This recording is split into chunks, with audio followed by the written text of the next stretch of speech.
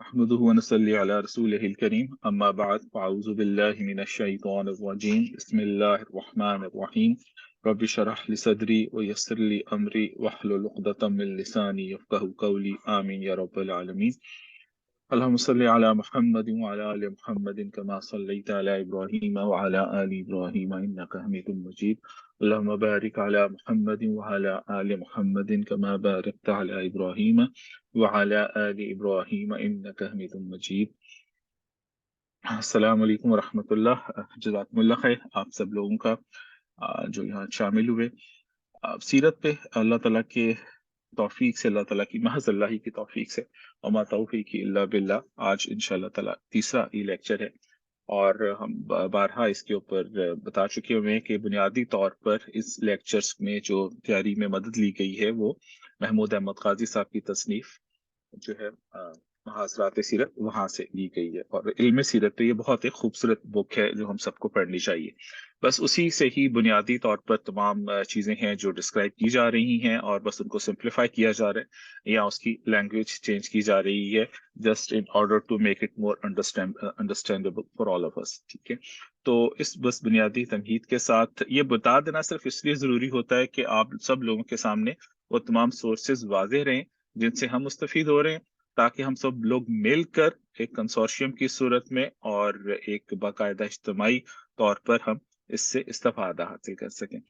پرانا جو پچھلا لیکچر تھا ہمارا سیکشن نمبر 2، اس میں ہم نے بنیادی طور پر کچھ ڈائمینشنز کی بات کی تھی، سیرہ کے جو مختلف ڈائمینشنز ایوالو ہوئے جو آپ کے سامنے ابھی لکھے ہوئے بھی آ رہے ہوں گے۔ اس میں ہم جغرافیہ سیرت تک ہم دیکھ چکے ہوئے تھے، اس سے آگے اب بڑھتے ہیں مصادر سیرت۔ مصدر کس چیز کے جو نکلنے کی جگہ ہوتی ہے اسے کہتے ہیں، اس کی ٹرانسلیشن سورسز ہوں گی کہ ہمارے پاس سیرہ کی سورسز کون کون سی اویلیبل ہیں۔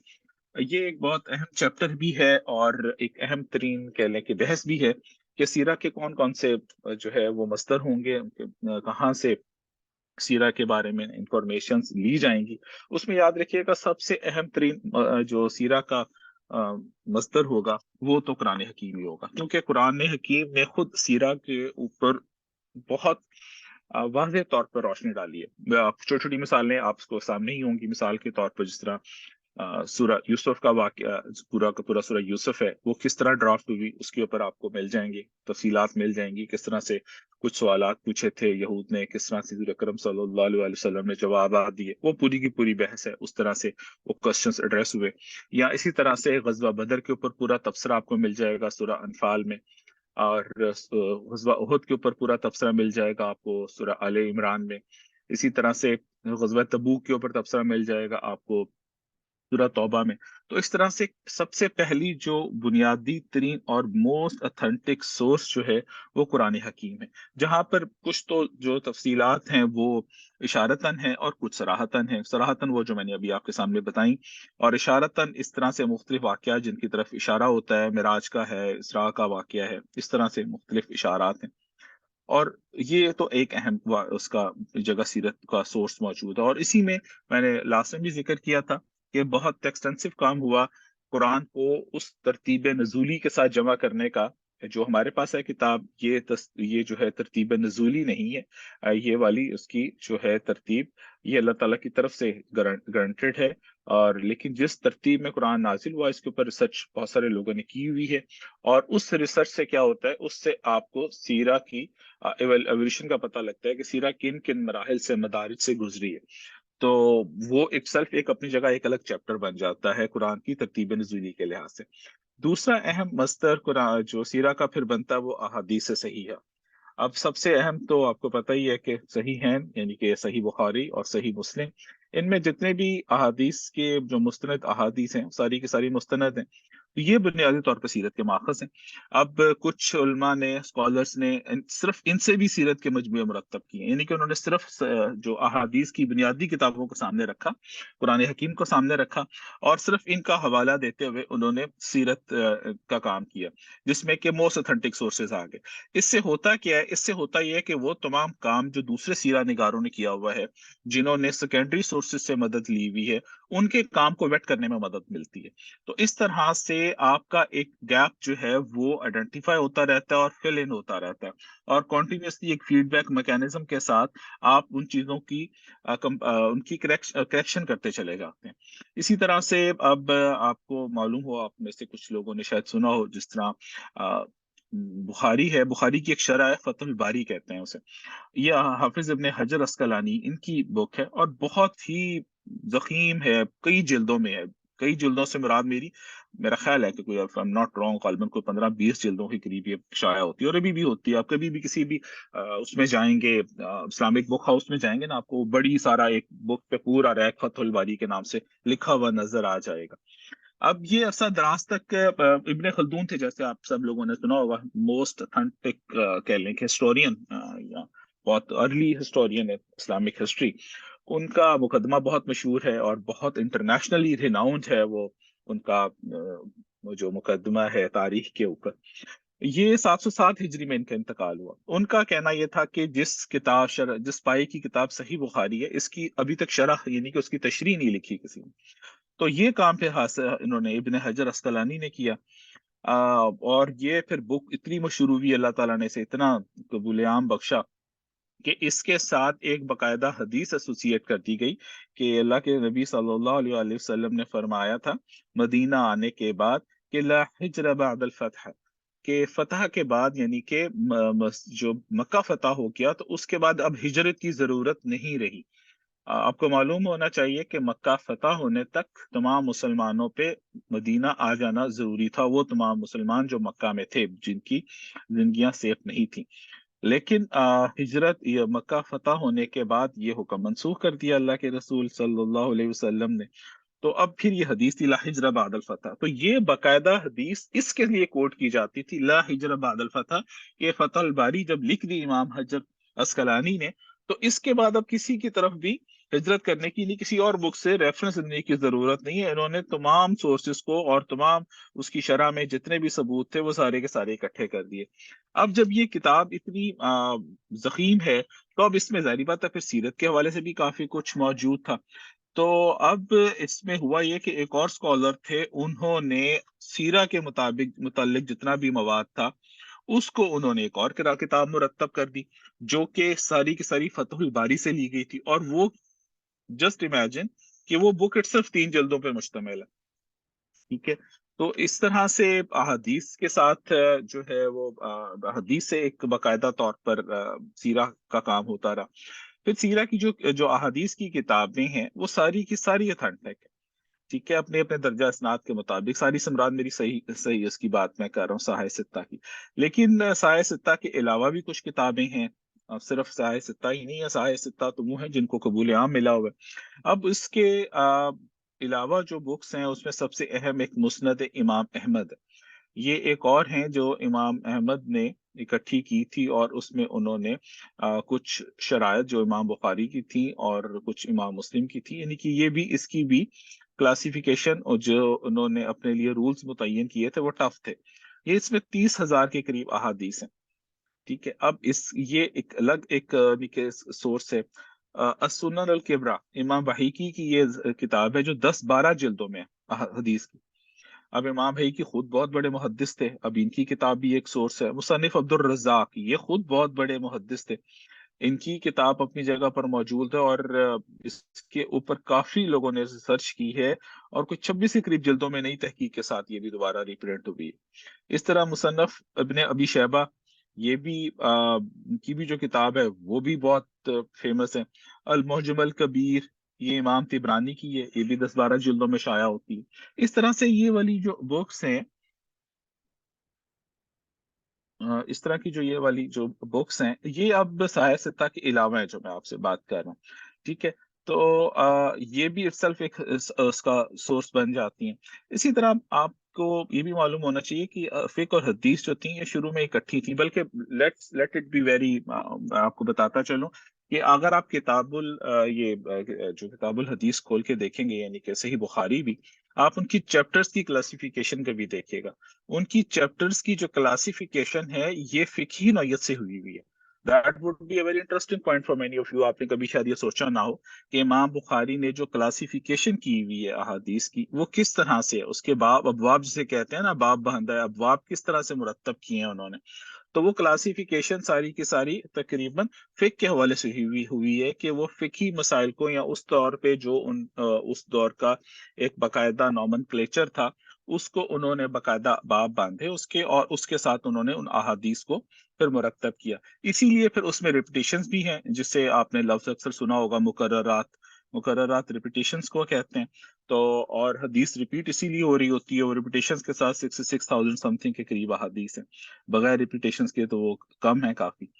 तो उस दौर में ये अलग अलग, ज्यादातर इसका रवाज कम था। तो फिक की किताबें अलग हुई, वक्त के साथ हुई। शुरू में तो दोनों इकट्ठे माखज के तौर पर आ रहे थे। फिर जो सिर्फ फिक की किताबें मुरतब हुई, वो एक अलग चैप्टर बनना शुरू हुआ, जिसमें किताबुल खराज के नाम से और किताबुल अमवाल के नाम से बहुत सारी किताबें छपी। किताबुल खराज तो आप में से अक्सर ने अगर सुना हो, इमाम अबू यूसुफ जो इमाम अबू हनीफा के शागिर्द थे, उन्होंने लिखी थी।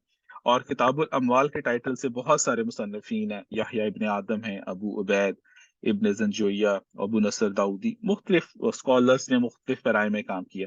अब ये भी एक लिहाज से सोर्स बनता रहा कि कैसे कि फिकी मसाइल में भी आपने देखा, उन स्कॉलर्स ने उन मुख्तलिफ वाकयात को सीरा के हवाले से भी और अहादीस के हवाले से भी, कि हुज़ूर अकरम सल्लल्लाहु अलैहि वसल्लम ने किस वक्त में क्या काम किया, और उस वक्त उसकी सर्कमस्टांसेस क्या थे, देखिए सर्कमस्टांशियल एविडेंसेस क्या थे, उसके बाद उसके जो कॉली एविडेंसेस थे वो क्या थे, तो देन इंटरप्रिटेशंस उसकी बाकायदा की गई। और इसी तरह से जो चौथा, इसके बाद जो एक और चौथा जिसे कह लें कि मस्दर है सीरा का, वो उन अहादीस की किताबें हैं जो कि मुहद्दिस के नीचे में बहुत, इनके नजर में बहुत ऊंचे नहीं है। शाह वलीउल्लाह ने कुछ मरातब डिक्लेयर किए हैं उन्होंने ना किताबों के, तकरीबन उन्होंने 4 के करीब दराजात उन्होंने उसको डिवाइड किए। दर्जा ए में, यानी कि एक कैटेगरी आप कह लें तो 3 किताबें उसमें वो लाते हैं, सही बुखारी, सही मुस्लिम और मुता इमाम मालिक। और फिर बी कैटेगरी में उन्होंने 5 किताबें रखी हैं, जिसमें साए सित्ता की 4 किताबें और 5वीं मुस्नद अहमद। और सी कैटेगरी में उन्होंने जो बाकी किताबें हैं वो रखी हैं। और चौथी कैटेगरी भी एक उन्होंने डिक्लेयर की है, जिसमें वो कहते हैं कि इसको किसी भी एतबार से हम इस पर ट्रस्ट नहीं कर सकते, कि उसकी जितनी भी असनाद हैं, यानी कि जो आपकी हदीस की एक रवायत होती है, एक दुरायत होती है, दुरायत को आप सनद भी कहते हैं और रवायत को मतन भी कहते हैं। तो जो दुरायत है उसकी, जो उसकी चेन ऑफ नरेशंस है, वो एतबार के लायक नहीं। अब ये एक अलग चैप्टर है कि हदीस में जो, उस हदीस की जो ऑथेंटिसिटी होती है, उसको क्लासिफाई कैसे किया जाता है। और इसी तरह फिर एक और जो मस्तर है सीरा का, वो अदब की कुतब है। अच्छा, अब अदब की कुतब की है, ये एक बड़ा इंटरेस्टिंग पहलू है, that should be very interesting for you. अदब अरब की घुट्टी में था, शायरी, खुतबात, वो अपनी हर इवेंट का इजहार जो करते थे वो बाकायदा शायरी की सूरत में किया करते थे। और उनके यहाँ उसको और कसीदे उनके यहाँ बहुत पढ़े जाते थे, और वो बच्चे बच्चे की जुबान पर होते थे, और बाकायदा तौर पर जो ये मेले लगते थे उसमें शोरा को इनामात भी मिलते थे। बल्कि ये बात तो आपको ये भी मालूम होगी कि जो खाना काबा था, उसके अंदर सबा अल मुअल्ला जो कहते थे कि वो उनकी जो भी शायर हर साल जिसका कलाम बड़ा फेमस होता था, या जिसको अवार्ड विनिंग कह ले कि बुक होती थी, उसका कलाम बाकायदा लटकाया भी जाता था।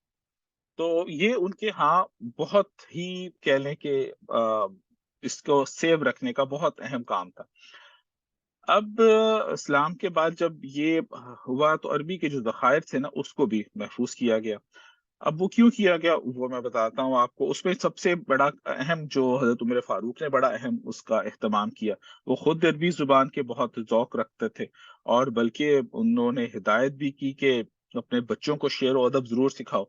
और उसके वो रीजन देते थे कि फाइन शहरा दीवानुल अरब, कि शेर जो है वो अरब की तारीख का मजमुआ है जी। कुछ मैं देख रहा हूँ, कुछ मैसेजेस आ रहे हैं जी, क्या था मुझे बता दें आप लोग इसमें, what is going wrong here? Is the Hassan Zahid? He's saying something. He said that I want to correct him. جی انہوں نے حسان صاحب آپ جو بات کر رہے ہیں جسٹ لیٹ می کریکٹ، اس سیاہ ستہ باقاعدہ اسٹیبلش ورڈ ہے، یہ میں خود اپنی طرف سے نہیں استعمال کر رہا. You can easily go back to the books and can have a look at it. اس کو سیاہ ستہ کہا جاتا ہے، اور یہ ہا جو ہے یہ دوسرا ہے، ہا نہیں ہے، یہ ہا ہے، ٹھیک ہے. اور سیاہ ستہ ہی اس کا جو پروناؤنسیشن ہے.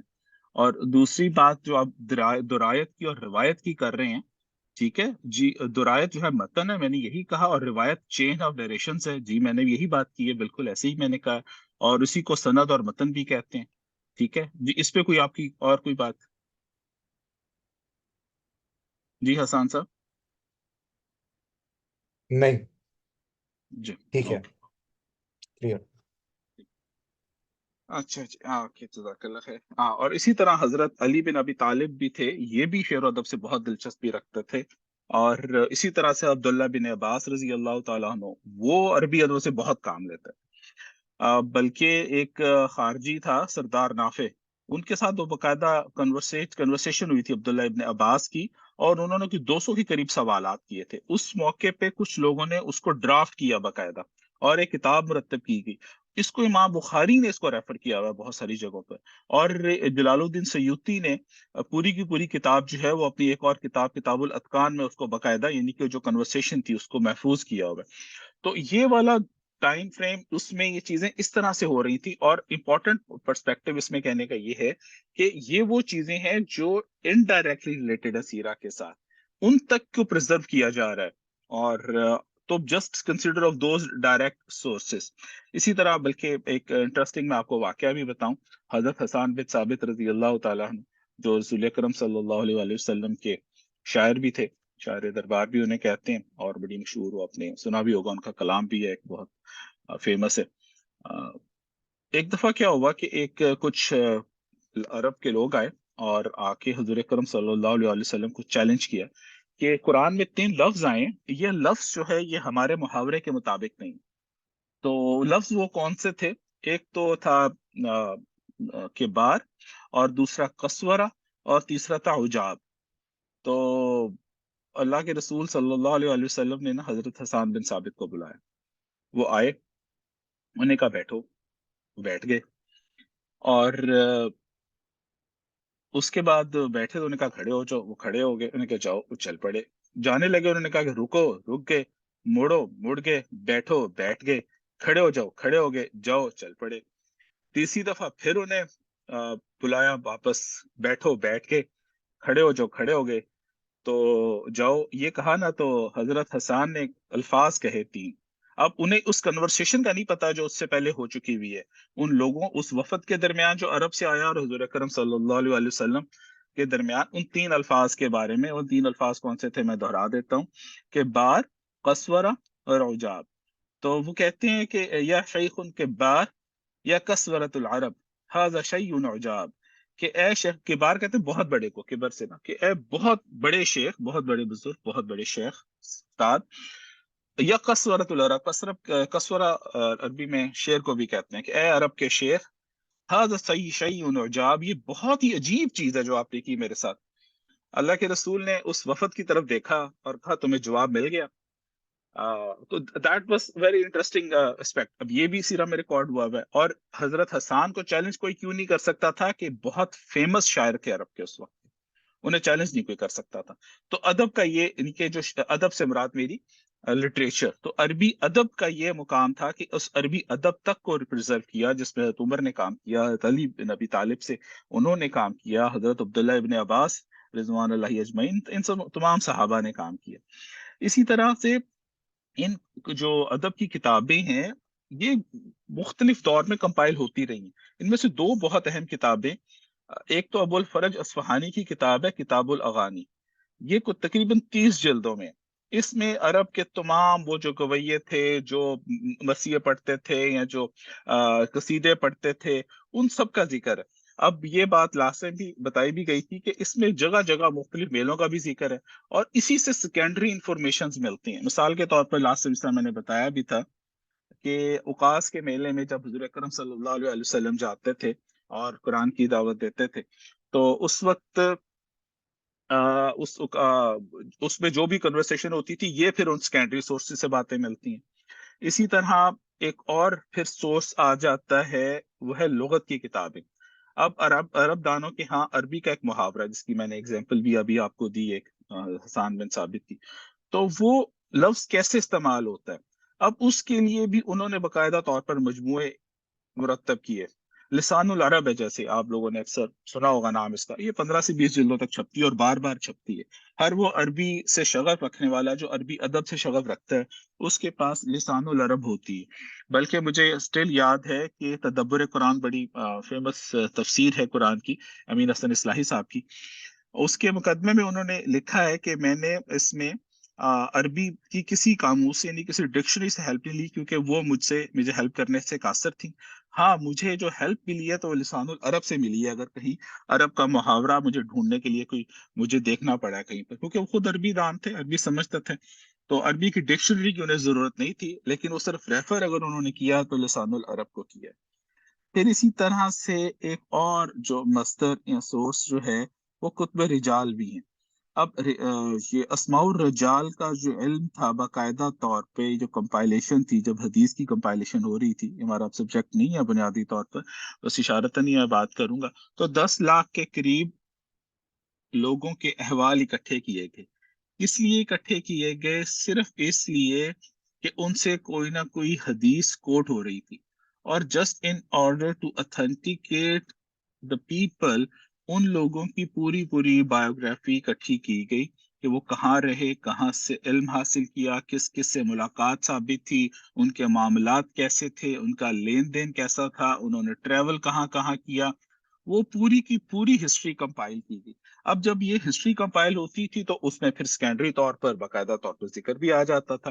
مثال کے طور پر کسی راوی کا ذکر آیا کہ یہ ان کے دادا جو تھے وہ فلاں غزوے میں حضور اکرم صلی اللہ علیہ وسلم کے ساتھ تھے، اور اس طرح کی بھی وہ چیزیں اس میں اکٹھی کرتے چلے جاتے تھے.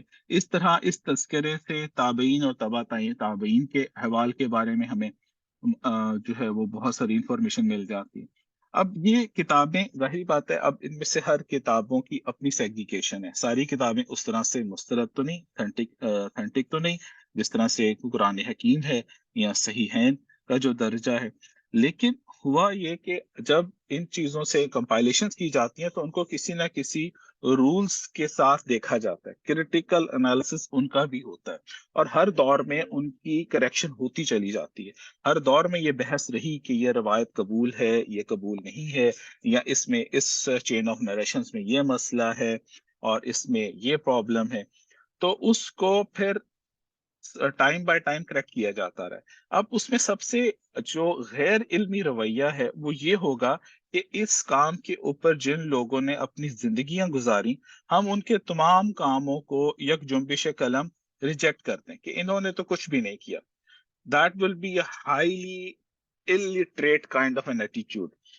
تو ابھی یہ بات میں کیوں کر رہا ہوں، اس لیے کہ اورینٹلسٹ آج کل یہ کام کرتے ہیں بہت زیادہ. اس میں سب سے بڑی بات وہ یہ کریں گے کہ سیرہ کی جو روایات ہیں تو وہ تو زبانی ہیں اور یہ سنی سنائی باتیں ہیں. اچھا، اب اس کو بھی کاؤنٹرفیٹ کیا ہے اسکالرس نے. ڈاکٹر فواد سیزگن ہے، ٹرکش ہیں، یہ جرمنی میں رہے غالباً کافی عرصہ، انہوں نے اس پہ لکھا. ڈاکٹر مصطفیٰ اعظمی ہے، ڈاکٹر محمد حمید اللہ کا ذکر تو میں بارہا کر چکا ہوں کہ صدی کے اگر آپ کسی کو سب سے بڑا اسکالر ڈکلیئر کر سکتے ہیں تو ڈاکٹر حمید اللہ ہیں، جن کا تعلق حیدرآباد دکن سے تھا، اور انہوں نے زندگی بعد میں فرانس میں گزاری جب حیدرآباد دکن پہ انڈیا نے قبضہ کیا تھا. تو اس طرح یہ چیزیں سیو ہوتی رہی. پھر اس میں ایک اور بہت بڑا اسپیکٹ آپ یاد رکھیے گا کہ مسلمانوں کے ہاں حفظ کرنے کی جو روایت ہے وہ اس قدر یونیک ڈسٹنکشن ہے جس کی مثال کسی اور آسمانی مذاہب کے بلکہ کسی بھی دین کو مذہب کو ماننے والوں کے ہاں نہیں ملتی. اور نہ صرف قرآن بلکہ آپ کو معلوم ہونا چاہیے کہ ابھی بھی وہ لوگ پائے جاتے ہیں جو قرآن تو ہے ہی ہے، اس کے ساتھ یہ ہماری جو کتب احادیث ہیں وہ بھی یاد رکھتے ہیں. بخاری کے حافظ پائے جاتے ہیں جنہیں پوری پوری بخاری تمام کی تمام اسناد کے ساتھ احادیث ساری کی ساری یاد. بلکہ امام بخاری کے مجھے ایک واقعہ یاد آیا. ایک دفعہ امام بخاری چونکہ احادیث زبانی بیان کیا کرتے تھے تو ان کو کسی نے چیلنج کیا کہ جی اس طرح تو ان سے غلطی بھی ہو سکتی ہے. تو ان کی آزمائش کے لیے کیا کیا گیا، کچھ لوگ اکٹھے ہوئے، انہوں نے کہا جی کہ کچھ احادیث ہم آپ کے سامنے لے کر آئیں گے، آپ ہمیں بتائیں کہ احادیث ٹھیک ہیں یا نہیں ہے. انہوں نے کیا یہ کہ انہوں نے مختلف احادیث لی. 10 لوگ تھے، ہر بندے نے 10 احادیث لی، اور ان کا کہیں ان کی چین آف نریشنز میں انہوں نے گڑبڑ کی، یعنی کہ مکس اپ کی یہ چیزیں، کہیں پر اس کے متن میں اس کو انہوں نے مکس اپ کیا. اور اب ہر پہلے ایک بندے نے 10 احادیث سنائی اپنی طرف سے ان کو، امام بخاری کو. امام بخاری نے سنی تو انہوں نے کہا کہ میں ان میں سے کسی ایک حدیث کو بھی نہیں جانتا. دوسرے کی طرف فیس کیا، ان کے ساتھ بھی انہوں نے یہی کیا، حتیٰ کہ 10 کے 10 بندوں سے انہوں نے سنی، سب کو انہوں نے ایک ہی جواب دیا، میں ان میں سے ایک بھی حدیث کو نہیں جانتا. اب وہ لوگ سارے پریشان تھے، یہ عجیب محدث ہیں کہ نہ تو غلطی پوائنٹ آؤٹ کر رہے ہیں بلکہ الٹا ہمیں کہہ رہی ہیں کہ یہ حدیث ہی نہیں ہے.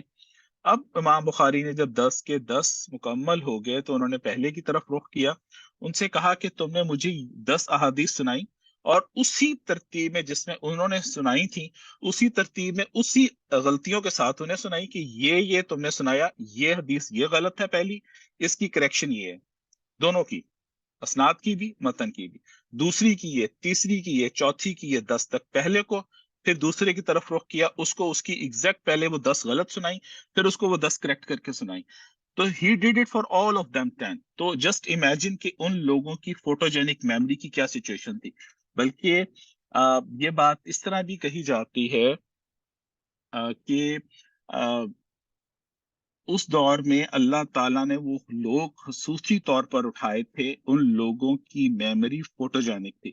اللہ تعالیٰ کے اس وقت تک زیادہ کام زبانی روایتوں سے ہی ہو رہا تھا، تو وہ فوٹوجینک لوگ تھے. اور عربوں میں خاص طور پر یاد رکھنے کا معاملہ تو آپ لوگوں نے سنا ہی ہوگا، وہ بھی بات آئے گی بھی. انساب جو اپنے نسب حسب نسب یاد رکھا کرتے تھے، وہ اس کی کوئی کلاسیفیکیشن یا کوئی اس کی اگزامپل نہیں ملتی. تو اسی طرح سے جو احادیث کی یاد رکھنے کا معاملہ تھا، تو وہ روایت مسلمانوں کے ہاں 1400 سال سے چلی آ رہی ہے. تو اب یہ کہہ دینا کہ یہ سارا ذخیرہ غیر مستند ہے، یہ بالکل ایک illogical بات. اور اب بائی دا وے اورینٹلسٹ اس ڈبیٹ سے نکل آئے ہوئے ہیں. اب وہ نارملی علمی مقابلوں کی طرف زیادہ جاتے ہیں رادر دین اس کی طرف، کہ یہ چیز کا ادراک انہیں ہو چکا ہوا ہے. کیسے ہوا ہے اس پہ بھی ہم آگے آتے ہیں، اس کی بھی باقاعدہ ایویڈنسز وقت نے اور اسکالرس نے اس پہ کام کر کے مرتب کر دیے ہوئے ہیں. اسی طرح جو واقعات ہیں قرآن میں جو ہم ذکر کر بھی رہے تھے، اس میں ایک اسکالر ہیں لبنان کے، محمد عزت دروزہ. انہوں نے عصر النبی ایک بک لکھی، اور اس میں قرآن میں جتنے بھی سیرت کی طرف جو واقعات کی طرف اشارہ تھا، اس کو انہوں نے پورا کا پورا مرتب کیا. اور اسی طرح کا ایک کام ڈاکٹر لقمان اعظمی، یہ بر صغیر کے تھے، انہوں نے بھی کیا. ان کی تو باقاعدہ قاہرہ یونیورسٹی سے پی ایچ ڈی تھی کہ قرآن میں سیرہ کے کون کون سے واقعات ہیں اور کس کس کرونالوجیکل آرڈر میں وہ آ رہے ہیں. اور خاص طور پہ انہوں کا جو کام تھا وہ مکہ اور مدینہ کے معاشرے کے اوپر تھا. اسی طرح ایک اور بھی ٹاپک اسی میں آتا ہے کہ بعض جگہ کتب حدیث میں اور کتاب سیرہ میں بعض جگہوں پر کنفلکٹ پایا جاتا ہے. کچھ چیزیں ایسی ہوں گی جو صرف حدیث کا موضوع ہیں، کچھ ایسی ہوں گی جو صرف سیرت کا ہے، کچھ ہوں گی جہاں پر دونوں کا موضوع بن جاتا ہے. محدثین کا جو معیار ہے وہ ہم سب کو پتہ ہے کہ وہ بہت اونچا، ایکسٹراڈینری، ایکسیپشنل ہے، بلکہ ایکسٹراڈینری بھی نہیں کہنا چاہیے، ایکسیپشنل ہے. کیونکہ جو کلاسیفیکیشن یا جو رولز متعین کیے ہمارے محدثین نے، وہ اس قدر مشکل تھے کہ اگر ان کے اوپر دنیا کی کسی بھی کتاب کو پرکھا جائے وہ پوری نہیں اتر سکتی. یہ صرف علم حدیث ہی ہے جو اس کے اوپر پورا اترتا ہے. تو اسی طرح اب سوال یہ پیدا ہوتا ہے کہ اگر کوئی ایسا واقعہ جس میں محدثین میں اور سیرت نگاروں میں کوئی اختلاف ہو تو پھر کیا کریں گے؟ دیکھیں، جہاں تک بات ہوگی عقائد کی، احکامات کی، دین کی تعلیمات کی، تو اس میں تو بالاتفاق اہل جو کہ کتب احادیث ہیں اس کو ترجیح دینا ہوگی. لیکن اگر کوئی چیز سیرت کے متعلق ہے جس سے کوئی شرعی یا فقہی یا کوئی ثابت نہیں ہوتا، تو وہاں پر ایک ڈویژن آتی ہے. کچھ کہیں گے کہ یہاں پہ اصحاب سیرت کو ترجیح دینی چاہیے، کچھ کا ہوگا کہ نہیں، یہ پھر بھی اصحاب احادیث کو ہی رہنا چاہیے. اب یہ جو کنفلکٹ ہے، یہ that is some thing very میں آپ کو اس کی اگزامپل بھی ابھی دیتا ہوں. مثال کے طور پر اگر کوئی یہ آ جائے کہ جی یہ غزوہ جو تھا پہلا کون سا ہوا تھا، یہ غزوہ پہلے ہوا تھا، یہ ہوا تھا. اگر کسی حدیث میں اس کی نریشنز میں پایا جا رہا ہے کہ اس کی یہ ٹائم فریم یہ ہے، لیکن جو سیرہ کے اوپر ریسرچ کر رہا ہے اس کی ریسرچ یہ کہہ رہی ہے کہ نہیں اس کا ٹائم فریم یہ نہیں یہ ہونا چاہیے، لیکن اس کے پاس وہ اتھینٹک روایت موجود نہیں ہے، تو اس کو کیسے دیکھیں گے؟ اس کی ایک بڑی کلاسیکل اگزامپل ہے ایک لیلۃ العریس کا ایک واقعہ ہے، لیلۃ التعریس کا. بلکہ تعریس کہتے ہیں عربی زبان میں صبح کی نماز کے بعد سے پہلے، یعنی کہ آدھی رات نکال کر سحری کے وقت، سحری سے پہلے سو جانے کو، جو اکثر ہمارے یہاں کیا بھی جاتا ہے. تو لیکن یہ عربوں کے ہاں یہ معاملہ اور تھا. عرب رات کو ٹریول کرتے تھے، ان کے دن میں گرمی ہوتی تھی، تو وہ نصف شب کے قریب کہیں جا کے پڑاؤ کرتے تھے اور پھر سو جاتے تھے، اور صبح دن چڑھے تک سوئے رہتے تھے. سورج کا اس کی تیزی نکال کے اس وقت یا تو پھر ٹریول کیا کرتے تھے. تو ایک دفعہ رسول اکرم صلی اللہ علیہ وآلہ وسلم کسی ٹریول سے آ رہے تھے، سفر لمبا تھا. نماز فجر سے کچھ پہلے پڑاؤ کرنے کے رک گئے اور آرام کا فیصلہ کیا. حضرت بلال رضی اللہ تعالیٰ عنہ سے فرمایا تم جاگتے رہنا اور فجر کے وقت ہمیں جگا دینا. حضرت بلال بھی تھکے ہوئے تھے، ان کی بھی آنکھ لگ گئی اور سب کی فجر کا وقت نکل گیا. جب سورج کی کرنیں پڑی تو رسول اکرم صلی اللہ علیہ وسلم تو پریشانی سے ان کی آنکھ کھلی، اور بلکہ جو حدیث میں لفظ آتے ہیں وہ ہے ففاضع رسول اللہ صلی اللہ علیہ وسلم، کہ آپ پریشانی اور گھبراہٹ میں اٹھے. پھر بلایا بلال کو، بلال کیا ہوا؟ بڑا خوبصورت جواب دیا، قربان جائیے حضرت بلال، سیدنا بلال، بلکہ میں کہتا ہوں کہ حضرت عمر رضی اللہ تعالیٰ انہوں نے ہمیشہ سیدنا بلال کہا کرتے تھے. تو سیدنا بلال رضی اللہ تعالیٰ عنہ نے جواب دیا کہ یا رسول اللہ، جس رب نے آپ کو سلایا اس نے مجھے بھی سلا دیا. تو اب اس واقعے سے کہ یہ واقعہ ایک دفعہ ہوا یا دو دفعہ ہوا، اب اس کی تفصیلات میں فرق آتا ہے. تو یہاں پر یہ ایک اختلاف کی کلاسیکل اگزامپل دے رہا ہوں کہ جو علماء احادیث اور علماء سیرت میں اختلاف پایا جاتا ہے. تو اب یہ ایک مرتبہ ہوئی، دو مرتبہ ہوئی، کس غزوے سے واپسی کا سفر تھا، اب یہ وہ والی تفصیل ہے جس سے کوئی فرق واقعہ نہیں ہوتا، لیکن یہ ہسٹوریکل ایک ایونٹ ہے جس کو ریکارڈ کرنا. تو یہاں پر آ کے اگر کوئی علمی آرا کے مطابق اگر کوئی اختلاف کرتا بھی ہے تو وہ کسی نہ کسی مستند ریزن کے اوپر ہی کرے گا. اسی طرح جو ہسٹری ہے یہ بھی ایک بہت بڑا ماخذ ہے. اب بات تو سب آئے گی کہ جی عربوں کے ہاں تو کوئی ڈرافٹڈ باقاعدہ ورژن تھوڑی تھا ہسٹری کا، جس طرح سے رومن ہسٹری کمپائل ہوئی ہوئی تھی، یا جس طرح سے گریک ہسٹری کمپائل ہوئی ہوئی تھی. تو یہ بات بنیادی طور پر درست ہے، لیکن جو بات ہم نے پہلے کی کہ جس طرح عربوں میں اپنی اسلاف کی روایات کو محفوظ رکھنے کا رجحان پایا جاتا تھا، وہ تو کہیں اور نہیں تھا، بلکہ عربوں کے ہاں دو ادارے باقاعدہ طور پر موجود تھے. ان میں سے ایک ادارہ جو تھا اس کا نام تھا منافرہ، اور ایک کا نام تھا ایام.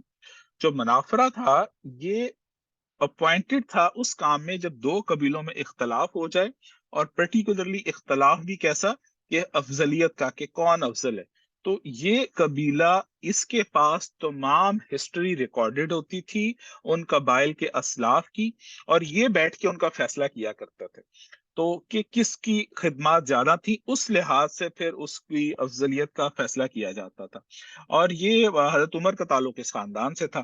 بلکہ انٹرسٹنگلی حضور اکرم صلی اللہ علیہ وآلہ وسلم کے جو چوتھے دادا تھے، یعنی کہ ان کی گرینڈ پیرنٹس میں جو چوتھی پیڑھی تھی، حضرت عبد مناف، ان کا جب انتقال ہوا تو ان کے دو بیٹے تھے، ہاشم اور عبد شمس.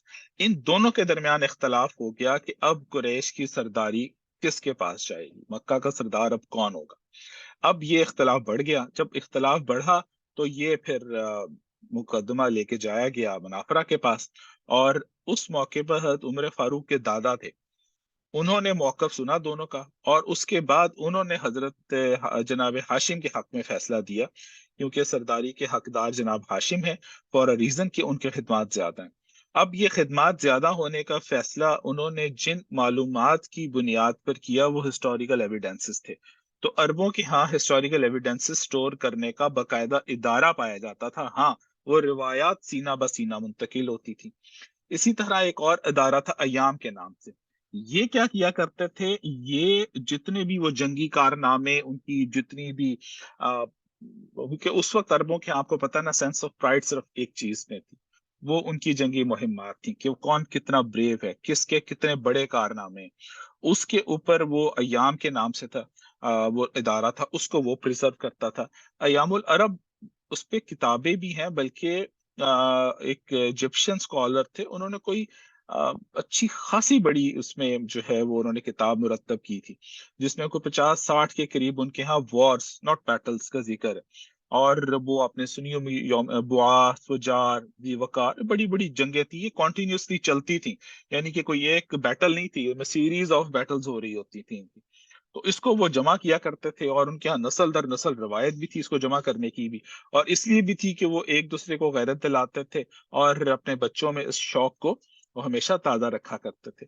پھر اسی طرح ایک اور چیز جو انصاب کا جس کا ذکر بھی آیا اس کے بارے میں، اب یہ چیزیں ان کے ہاں اس قدر پائی جاتی تھی، بلکہ انٹرسٹنگلی یہ تو ابھی بھی پاکستان میں بھی خاص طور پر آ، جو ہمارے وہ برادری جو سید حضرات ہیں ان میں باقاعدہ میں نے دیکھا ہے کہ ان کے انصاب ابھی بھی موجود ہیں، وہ اس کا باقاعدہ حساب رکھتے ہیں۔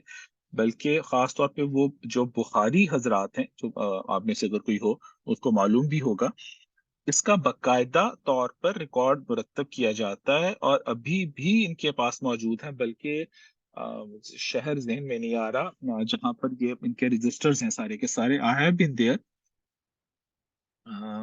بالکل ذہن سے نکل گیا، اسکپ کر گیا میرے، ملتان سے آگے ہے، بہاولپور سے سائڈ پر پنجنت کے پاس کر کے شہر ہے، ذہن سے اس کا نام اسکپ ہو رہا ہے۔ ان کے یہاں باقاعدہ وہاں سے وہاں پر مرتب ہوتے ہیں ریکارڈ یہ، بلکہ میرے ایک جاننے والے ہیں مجھے وہ بتا رہے تھے کہ ان کو ان کا سال میں ایک دفعہ فون آتا ہے وہاں سے، صرف یہ پوچھنے کے لیے کہ ان کے خاندان میں کون سا اضافہ ہوا ہے، ان کے بچوں کے ہاں اگر کوئی فردر اولاد ہوئی ہے تو اس کو ریکارڈ کیا جاتا ہے۔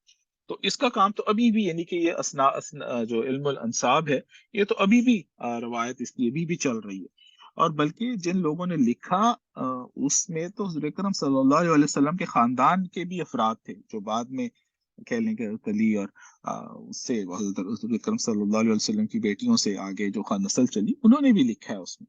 اور جو لوگ جنہوں نے قدیم ترین تاریخ مرتب کی ہے اس میں ایک خلیفہ بن خیاط ہیں، یہ بہت کریڈیبل ہسٹورین مشہور ہیں، اور امام بخاری کے اساتذہ میں شامل ہیں۔ تو اسی طرح اور بھی لوگ تھے، امام ابن جریر طبری نے بھی لکھا، یعقوبی اور مسعودی، ان دونوں نے بھی لکھا۔ تو بہرحال اس میں سب سے اہم جو مستند ہے وہ تو خلیفہ بن خیاط کی کتاب ہی ہے، اور ان کے ماخذ میں امام بحیکی، امام بقی بن مخلد، امام لیث بن سعد جیسے محدثین بھی شامل تھے۔ تو اسی طرح جو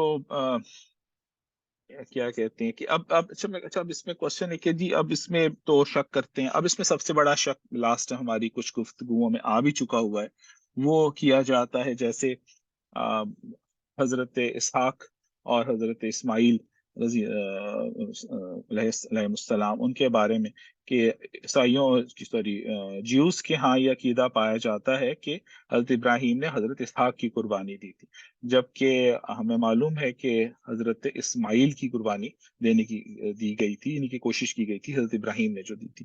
اب یہ سارا کا سارا معاملہ علم الانصاب سے ہی کلیئر ہوتا ہے۔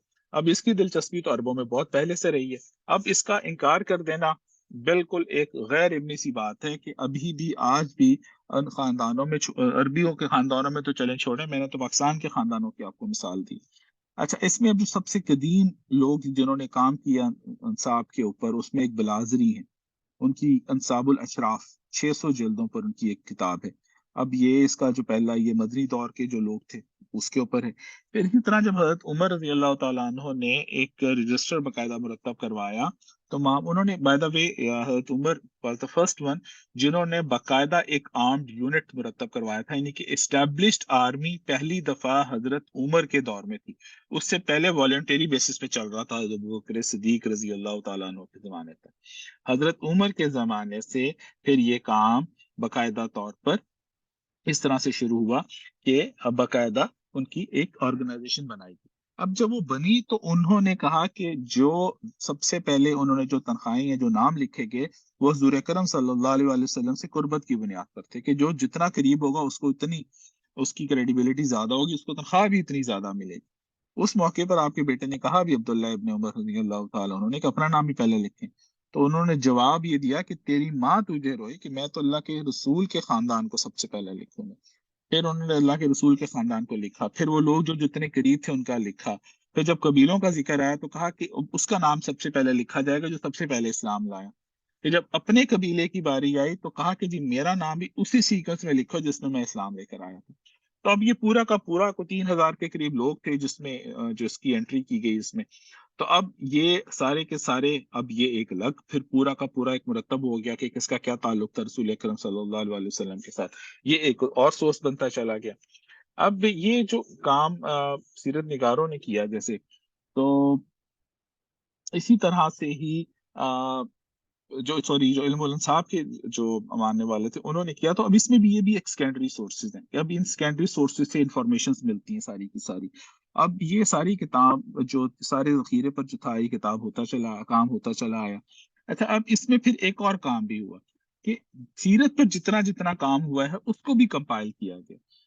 تو ابن ندیم تھے انہوں نے سب سے پہلے کام کیا، اور اسی طرح سے ایک اور ڈاکٹر صلاح الدین منجد ہیں، ان کی یہ کتاب ہے بہت ضخیم، 12 انہوں نے چیپٹرز اس میں قائم کیے ہیں، اور اس میں انہوں نے کافی ساری بکس ہیں جن کی نشاندہی کی ہے جو کہ پرنٹڈ ورژنز بھی ہیں اور نان پرنٹڈ بھی ہیں. نان پرنٹڈ سے مراد وہ بھی کہ جن کا ذکر موجود ہے اور وہ ابھی ہے نہیں، اور وہ بھی کہ جو پرنٹ میں نہیں ہے لیکن ان کی اوریجنل اسکرپچرز کہیں نہ کہیں اسکرپٹس ان کے کہیں نہ کہیں موجود ہیں. اسی طرح کتاب ایک عبد الجبار رفاہی ہیں ایران کے اسکالر، انہوں نے کی، اور جو میں ذکر بھی کر رہا تھا کہ ان کی 29,794 انٹریز ہیں جو آخری انٹری ہے اس کی 11 جلدوں میں. اس میں صرف اور صرف 29,794 انہوں نے ان بکس کا بتایا ہوا ہے یا ان سورسز کا بتایا ہوا ہے جو کہ سیرت کے تھے. تو یہ تو گفتگو تھی صرف ہمارے اس چیپٹر کی جو ہم ڈسکس کر رہے تھے سیرہ کا، لیکن اس سے زیادہ اہم کہ اب سیرہ کی ابتدا کیسے ہوئی، سیرہ کے آغاز میں کن کن شخصیات نے حصہ لیا اس کی تدوین میں، اس کو اتھینٹیکیٹ کرنے میں کس مرحلے سے گزارا. تو یہ کچھ تقریباً اس کو 7 کے قریب مراحل میں آپ تقسیم کر سکتے ہیں. اب اس میں سب سے پہلا جو ہدف تھا وہ تو تھا کہ انفارمیشنز کا ڈیٹا، بیسیکلی کہ ڈیٹا لیک کیسے بنائی جائے، کس طرح سے ڈیٹا اکٹھا کیا جائے اور کس طرح سے اس کو پریزرو کیا جائے. اب یہ جو کام تھا یہ بنیادی طور پر تو شروع ہو چکا تھا رسول اکرم صلی اللہ علیہ وسلم کے اس ٹائم فریم میں. اس پہ ہم بات کریں گے بھی تھوڑی تفصیل سے، اور یہ جاری رہا رسول اکرم صلی اللہ علیہ وسلم کی وفات تک، اور اس کے بعد جب تک صحابہ موجود رہے. عام طور پر جو اتفاق ہے نا محدثین کا وہی ہے کہ 105 یا 106 ہجری آخری صحابی ہیں جو اس دنیا سے رخصت ہوئے. تو یہ پہلا مرحلہ ہے تدوین سیرت کا یا کمپائلیشن آف سیرہ کا، جس میں ڈیٹا جو تھا وہ کنٹینیوسلی انفلو آ رہا تھا، کیونکہ یہ پرائمری سورس تھا اللہ کے رسول صلی اللہ علیہ وسلم اور صحابہ کرام. یہ اس پرائمری سورس سے جو انفارمیشن آ رہی تھی یہ 105 یا 106 ہجری تک آتی رہی. اب اس کے بعد دوسرا مرحلہ شروع ہوا جس کو ہم کہہ سکتے ہیں کہ یہ جو ہمارے سامنے صحابہ کرام سے جو انفارمیشن آئیں اس کے بعد وہ تابعین اور تبع تابعین، یہ دوسرا ٹائم فریم. یہ مرحلہ تقریباً 210 کے قریب ختم ہوتا ہے. جو محدثین نے ٹائم فریم متعین کیا ہے تابعین کا یہ تقریباً 170 سے 175 کے درمیان میں ہے، کہ آخری تابعی جو دنیا سے رخصت ہوئے وہ 170 اور 175 ہجری کے قریب. کیپنگ ان مائنڈ کے تابعی اس کو کہیں گے جنہوں نے حالت ایمان میں کسی صحابی کو دیکھا ہو. اور جو تبع تابعین کا آخری دور ہے وہ 2010 اور 2015 ہجری کے قریب ڈکلیئر کیا جاتا ہے. اب اس دور میں یہ ساری کی ساری انفارمیشن جو تھی وہ کمپائل ہو رہی تھی. تیسرا جو ٹائم فریم ہے یہ اب 200 سے شروع ہو کر اگلے 200 سال 400 ہجری تک کہہ سکتے ہیں اس کو، کہ یہ مرحلہ جو تھا.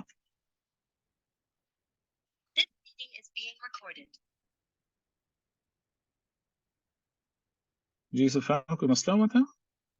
جی عامر بھائی آپ کی اسکرین چلی گئی ہے، آپ کا لیپ ٹاپ جی ڈسکنیکٹ ہوا ہے میرے خیال میں. چلیں میں نے شیئر کر دیا دوبارہ سے. ٹھیک ہے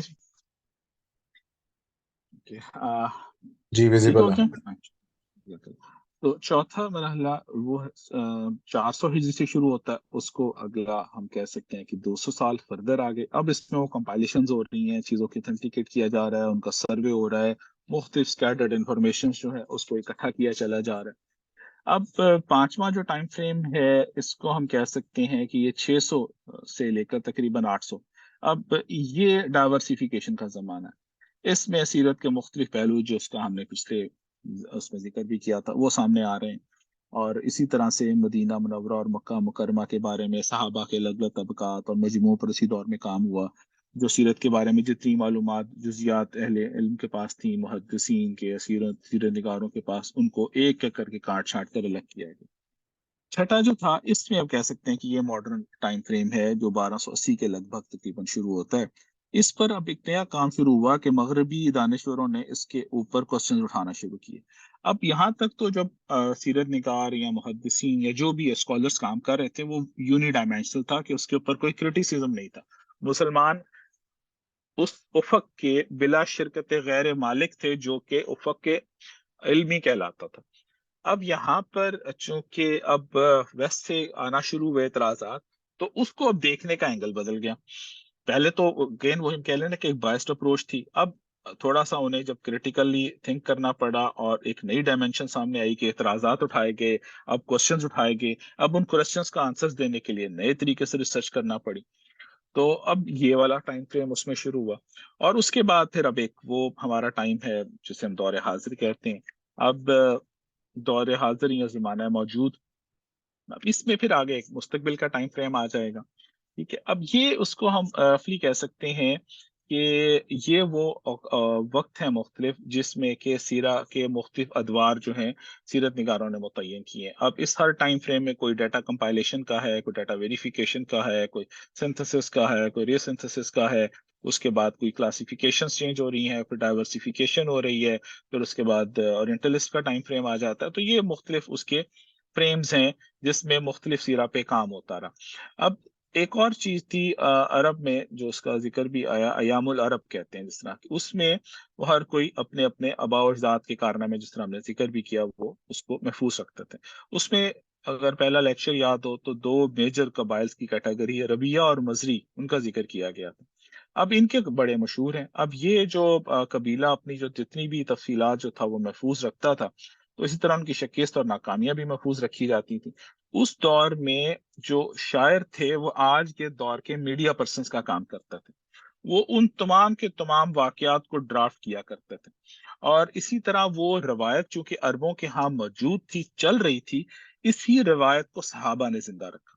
اور وہ جو ایام العرب ان کے زمانہ جاہلیت کے جس طرح سے وہ ان چیزوں کو ڈرافٹ کیا کرتے تھے، صحابہ کرام نے اس کو ہم کہہ سکتے ہیں کہ ایام النبی صلی اللہ علیہ وسلم سمجھ کے ڈرافٹ کیا، ان کو محفوظ رکھا. ان تمام صحابہ نے جو قصائد لکھے، جو سیرت نگاروں نے محفوظ رکھے، اور حسان بن ثابت نے کافی کچھ کام کیا، عبداللہ ابن رواح جو تھے انہوں نے کام کیا، طفیل بن عمر دوسی رضی اللہ تعالیٰ تھے، مشہور شاعر تھے، حضرت کعب بن مالک تھے. اب انہوں نے اس کے اوپر کام کیا.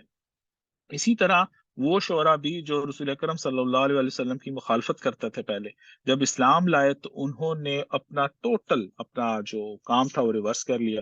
حضرت کعب بن ظہیر تھے، بڑے ان کا جو مشہور قصیدہ تھا، قصیدہ بانت سعاد. اور اسی طرح سے ایک اور تھے ابو سفیان بن الحارث. یہ وہ ابو سفیان نہیں ہے جنہیں ہم جانتے ہیں، یہ دوسرے ہیں.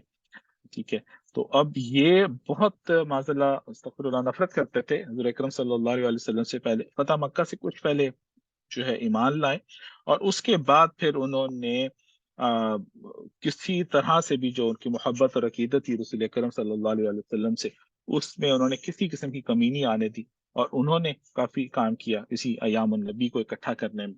اب یہ ٹرم ایام النبی اہل علم کے ہاں پائی نہیں جاتی، یہ صرف ہم ایام العرب کے اس کی مترادف کے طور پہ لے کر آ رہے ہیں. اسی طرح جب قرآن پاک جمع ہو رہا تھا، اب ہم اس پہ آتے ہیں جو کوشچن ہوا بھی تھا، یہ ذرا تھوڑا سا امپورٹنٹ ٹاپک ہے یہاں پر. وہ یہ کہ جب تدوین ہو رہی ہے تو اس کی اتھینٹیکیٹ کیسے کیا چلا جا رہا ہے. اب جب قرآن جمع ہو رہا تھا تو ساتھ کیا سیرت بھی جمع ہو رہی تھی؟ جی بالکل، اس کی سیرت بھی جمع ہو رہی تھی. ایک تو یہ کہ قرآن ہی اس کے حوالات ہمیں دے رہا تھا ہر دور میں جب سیرہ اکٹھی ہوتی چلی جا رہی تھی. ایک سیکنڈ ہولڈ کیجیے ذرا. جی جی عبداللہ بھائی، کٹ آف ٹائم بتا دیں مجھے بس آپ. جی عامر بھائی، کیونکہ لاسٹ کٹ سیشن آف میں ٹائم بھی 45 بتایا تھا نا کہ ہاں تقریباً 45 جی to جی 50 ہمیں منٹس 30 جی 33 پہ ہم نے شروع کیا تھا، سوری 43 پہ 50 منٹس تو ہو چکے ہیں. پوچھ لیں لائک آڈینس سے.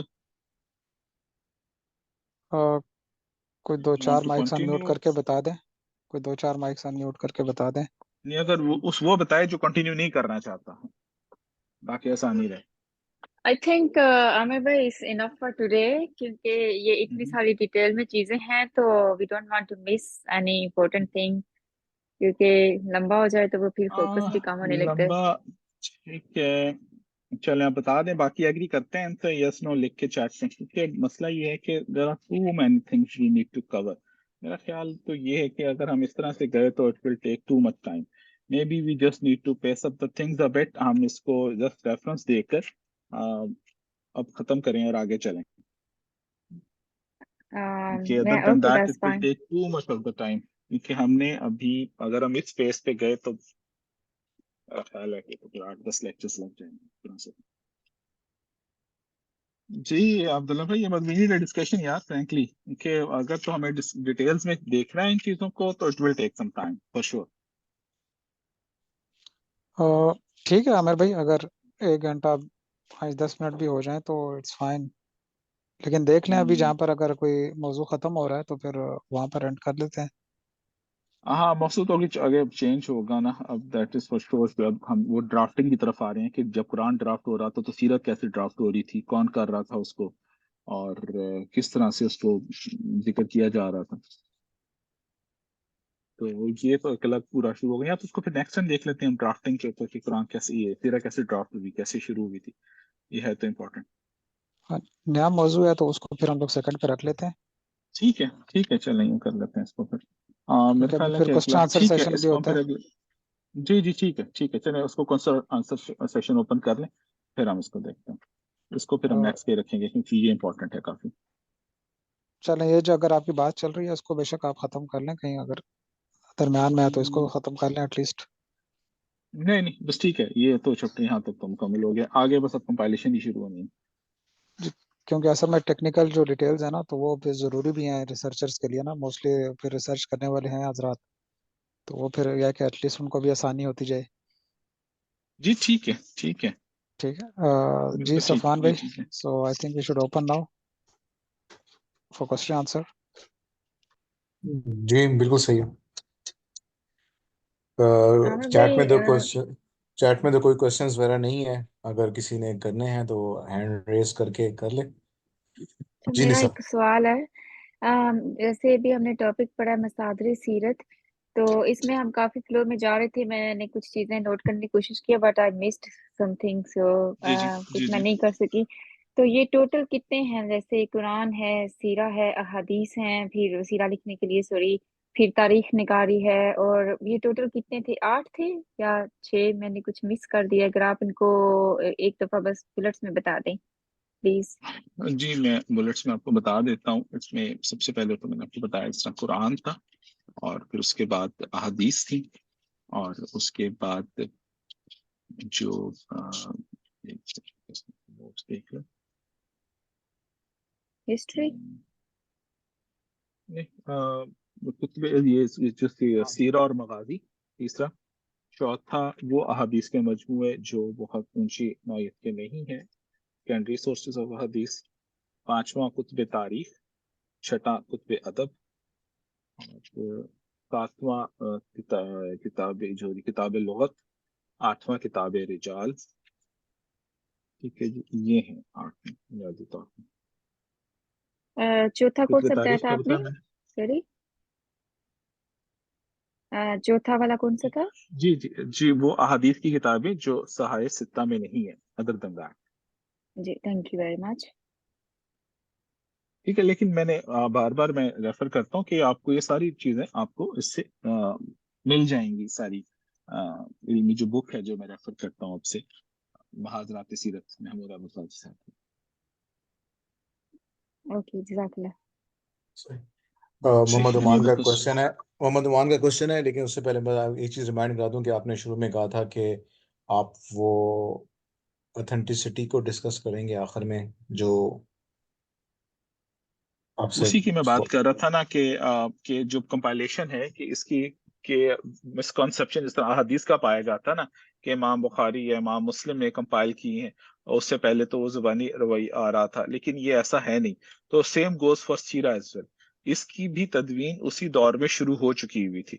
تو یہی that was something I was about to start. تو اسی پہ ہم نے بریک لیے کہ اس کو پھر ہم نیکسٹ میں کور کر لیں گے کہ جو اتھینٹیکیٹ کیسے کیا جا سکتا ہے سیرہ کو، اور اس کے جو مصادر ہیں، جو بہت شروع کی جو انفارمیشنز تھیں، وہ کس طرح سے کمپائل ہوئی ہیں. جی ٹھیک ہے، عمان آپ کوشچن کر لیں.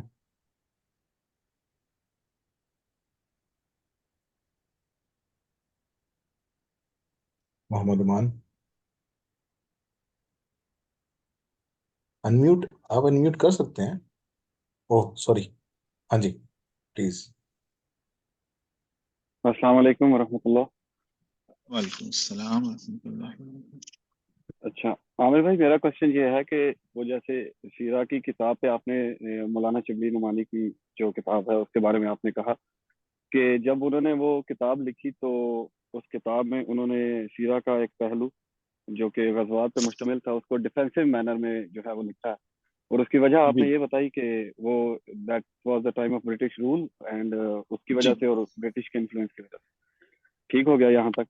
پھر آپ نے یہ بھی کہا کہ سید سلمان ندوی نے جو ہے ہی واز آلسو اکمپنینگ ہم ان دیٹ سیرہ، تو انہوں نے بعد میں آبجیکٹ بھی کیا تھا کہ میرا اس سے اختلاف ہے، میں مختلف رائے رکھتا ہوں. تو اسی تناظر میں میرا سوال ہے کہ اگر اس طریقے سے سیرہ نگار یا مطلب جو ایسے لوگ جنہوں نے یہ فریضے انجام دیے ہیں دین کی تعلیمات ہم تک پہنچانے میں، تو وہ اگر انڈر انفلوئنس ہو کہ کچھ کا کچھ اگر وہ اس طریقے سے کر دیتے ہیں، تو ایک عام آدمی کے لیے، میرے جیسے آدمی کے لیے، یا مطلب کسی اور عام آدمی جو سیرہ کی کتاب پڑھتا ہے، تو اس کے لیے مشکل نہیں ہو جاتی کہ پھر کیا وہ ایکچوئل پکچر تک پہنچ سکے؟ ڈونٹ یو تھنک کہ یہ ایک علیحدہ سے فرقوں کی بنیاد بنتی ہے یا تفریق کی بنیاد بنتی ہے، اس طرح کی چیز؟ جی اچھا جی، جزاک اللہ علی، آپ کا سوال بالکل بہت اچھا. دیکھیں اس میں نا ایک بات تو آپ یہ دیکھیے گا کہ اگر ایسا کوئی کسی کی طرف سے اگر کچھ صحف ہوا بھی ہے نا، تو اللہ تعالیٰ نے ایسے لوگ بھی اٹھائے ہیں جنہوں نے ان کو دور کیا ہے. آپ کے سوال میں ہی اس کا جواب موجود بھی ہے کہ ابھی جو پرنٹڈ ملتی ہے یہ کتاب سیرت النبی، میرے ہاتھ میں مل کے ہے بھی صحیح بھی، نکال اٹھا بھی لی تھی میں نے، تو اس میں آپ اسی کے اندر ہی یہ چیزیں جو ہے وہ ریکٹیفائی ہو چکی ہیں. اور بلکہ اس کے اوپر جو فردر کام ہوا اس میں ایون سارے کے سارے سورسز بھی دیے گئے ہوئے ہیں کہ کیا چیز کہاں سے لی گئی ہے. اگر کوئی ریفرنس بخاری کا ہے تو اس کو بھی انہوں نے کوٹ کیا ہے، کوئی اگر سیرہ کی کوئی بک کا ہے اس کو بھی انہوں نے کوٹ کیا ہے، کوئی پرائمری سیرہ کا ہے اس کو بھی کوٹ کیا ہوا ہے، کوئی تبری کا ہے اس کو بھی کوٹ کیا ہے، حدیث کی بک کا ہے اس کو بھی کوٹ انہوں نے کیا ہوا. تو یہ اس کا جواب بھی اسی کے ساتھ ساتھ ملتا ہے. مثال کے طور پر اگر ابھی کوئی یہ بک پڑھے گا تو اس کو یہ رائے بھی ساتھ ہی مل جائے گی. ٹھیک ہے. اور ہیونگ سیڈ دیٹ آپ کا کیا خیال ہے کہ یہ رائے رکھنے والے لوگ ابھی موجود نہیں ہیں کیا؟ Just a question. کون سی رائے کی بات کر رہے ہیں عامر بھائی؟ میرے جیسی یہ رائے جو یا غزوات ڈیفینسو تھے، یہ رائے تو ابھی بھی کچھ لوگ رکھتے ہیں. بہت زیادہ ہیں، ابھی بھی بہت ہیں. تو مجھے تو یہ لگتا ہے کہ شاید انہی سے انسپائر نہ ہوتے ہوں، انہی کو رول ماڈل نہ رکھتے ہوں. نہیں ایسا نہیں ہے، ناٹ نیسسرلی. ایک علمی رائے ہے، اس کی پھر جو ڈیفینڈ کرنے والے لوگ ہیں وہ بھی پھر علمی نوعیت کی بحث ہی کرتے ہیں، اس کو علمی طور پر ہی ریجیکٹ کیا جاتا ہے. تو یہی تو ایک خوبصورتی بھی ہے نا، اگر آپ اس کو اس اینگل پہ دیکھیں کہ اللہ تعالیٰ نے اس کو اس طرح پرزرو رکھا کہ سوال اٹھتے ہیں اور اس کے جواب بھی دیے جاتے ہیں. تو یہی تو ایک علم کی خوبصورتی ہے کہ ہمارے ہاں ہم نے کسی چیز کو بھی بائسڈ اپروچ سے نہیں دیکھا ہوا، جس نے جو رائے رکھی اس نے اس کو بیان کیا ہے. ٹھیک ہے، لیکن اس کو کنٹراڈکٹ کرنے والے لوگ بھی موجود ہیں. اور آج تو خیر اس کے اوپر بڑی بہت سیر حاصل گفتگو ہو چکی ہوئی ہے اور بڑے کلیئر کٹ آنسرز ہیں. بلکہ میں آپ کو ایگزامپل بھی آپ کو دیتا ہوں. ایک بڑے مشہور جو ادھر کے تھے انڈیا کے، بہت ہو گئے اب، نام مجھے مولانا نہیں آ وحید رہا، الدین. وہ کافی وحید الدین صاحب، جی بالکل سوری، وحید الدین صاحب آپ کو پتا ہوگا کہ اعلان بہت زیادہ غزوات کے تو ساری جو ڈیفینسو وارز تھیں بڑا اس کو کلیم کرتا تھا. تو ایک کانفرنس کروائی تھی انہوں نے ڈاکٹر اسرار صاحب نے لاہور میں، قرآن کانفرنس، اس میں ان کو بھی مدعو کیا تھا. काफी सारे और भी स्कॉलर्स थे इंडिया से, पाकिस्तान से, और नदवी साहब ने भी अपना एक भेजा था मकाला, काफी वेल नोन है वो। उसमें आए, उन्होंने यही चीजें बयान की कि जो जंग थी वो कुछ था ही नहीं, उसके कोई पर्सपेक्टिव ही नहीं था। तो उनसे सिर्फ एक क्वेश्चन किया गया था, वो क्वेश्चन ये किया गया था कि अगर जंग इतनी ही नापसंदीदा चीज थी, तो जब अबू सुफियान आकर मिन्नतें कर रहे थे कि जो सुलह हुदैबिया है उसको एक्सटेंड कर लिया जाए, तो उसको एक्सटेंड क्यों नहीं किया गया? तो उसका जवाब उन्होंने बड़ा मजे का दिया था। उसका जवाब था नो कमेंट्स, दैट्स रिकॉर्डेड। ये ठीक मौलाना है वहीदुद्दीन साहब ने दिया था। जी जी जी, ठीक है। तो इसलिए हम बता रहा हूँ कि ये चीजें तो बहुत, अब तो इसके लॉजिकल आंसर्स भी और सारी चीजें मौजूद हैं, काफी बात होती है। तो वो वक्त और जो स्कॉलर्स हैं वो खुद प्रिजर्व करते हैं उन चीजों को, और हर चीज ओपनली अवेलेबल होती है आपके पास। ये खूबसूरती भी है ना उसकी, जो बात आप कर रहे हैं। तो अगर मैं आप ही की बात को लूं और सिर्फ एक ही राय पाई जाए और उसमें तनव्वुर ना हो, डाइवर्सिफिकेशन ना हो, तो फिर होता यह है कि इल्म की राहें मसदूद होना शुरू हो जाती हैं। फिर उसके अंदर डाइवर्सिफिकेशन नहीं होती, थॉट प्रोसेस रुक जाता है। फिर आपका थॉट प्रोसेस कंटिन्यू सिर्फ तभी रहता है जब उसके ऊपर सवालात उठते रहे और उनके जवाब दिए जाते रहे, और यही खूबसूरती है। बाय द वे वो एक बात उसमें आई, वो मैं मिस कर गया बात करनी, कि इस्लाम में एक जो ये कुतुब रिजाल ने एक आपको एक फ्रेमवर्क जो दिया, वो इतना खूबसूरत था कि मुसलमानों ने हर उस चीज को जो रसूल अकरम सल्लल्लाहु अलैहि वसल्लम से मंसूब थी, चाहे वो झूठ भी था, उसको भी प्रिजर्व किया। मिसाल के तौर पर अहादीस में एक बाकायदा चैप्टर है मौजू रिवायात का, सुना होगा आपने मौजू रिवायात, ठीक है, सुना आपने जी जी, मान साहब? मौजू शरीफ के अब ये नाम पता से क्या, किताब भी है। जी ये पता क्या होती है मौजू रिवायात? मौजू जी, जो रिवायात वो रिवायात हैं हदीस जो होती है। किसी ने झूठ बांधा रसूल अकरम सल्लल्लाहु अलैहि वसल्लम पे, हदीस फैब्रिकेट की, अपनी तरफ से घड़ी और बयान कर दी या छाप दी। हमारे यहाँ स्कॉलर्स ने उनको भी अलग किया, छांटा, और उनको भी प्रिजर्व किया टू दैट एक्सटेंट। और वैसे उनके नाम के साथ भी लिखा हुआ है मौजू शरीफ। तो बाय द जी वे, जी, मेरा क्वेश्चन पूछने का जो वो कॉन्टेक्स्ट था फिर ना, वो ये था कि जी जी नबी सल्लल्लाहु अलैहि वसल्लम से एक हदीस मिलती है जिसमें वो अमर बिन लुहई के बारे में कहते हैं, he was the first person जिसकी वजह से बुत परस्ती शुरू हुई थी खाना काबा में, जी क्योंकि ही जी was the ji first person जिसने शाम से वो बुत खरीद के लाया था और रखा था वहां। जी तो जी उसके बारे जी में बड़ी वहीद सुनाई थी नबी सल्लल्लाहु अलैहि वसल्लम ने आखिरत में और उसके अजाब के बारे में, क्योंकि उसने एक चीज की ना बुनियाद रखी थी। तो मैं इस कॉन्टेक्स्ट में जब देखता हूँ ना कि जब कोई बंदा नबी सल्लल्लाहु अलैहि वसल्लम से कोई चीज मंसूब करके आगे बयान कर देता है और कैजुअली कर देता है, तो और आगे कुछ लोगों के अकायद में या कहीं ना कहीं कोई खराबी अगर आ जाती है, तो you know like it's something very serious. कि मुझे तो ये बहुत एक, मैं इसको कैजुअली नहीं देख सकता, मुझे तो ये जी ऐसे लगता है कि नहीं करना चाहिए। जी, नहीं आपकी बात बुझा, लेकिन नियतों का मामला अल्लाह के साथ है, हम उस पर कोई इंटरवीन कर नहीं सकते। अगर इल्मी तौर पर उनकी राय डेवलप हुई है फॉर अ रीजन, और जी जी उसमें अगर कोई साहब उनसे हुआ है, तो अल्लाह ताला उन्हें माफ करे, हम तो यही कह सकते हैं। अदर देन दैट तो बहुत बड़े ग्रेट स्कॉलर्स थे जिन्होंने ये, जी जी, और इस नौयत का काम, इसमें कोई शक नहीं कि इस apart from those objections, other than that सीरत नबी एक बहुत पाई की तसनीफ है, और खास तौर पर उसका मुकदमा जो मैंने जिक्र भी किया था वो जरूर पढ़िएगा, बहुत इल्मी मुकदमा। इंशाल्लाह जरूर। जज़ाकल्लाह जी। नेक्स्ट क्वेश्चन तूफान भाई। क्वेश्चन तो कोई नहीं है।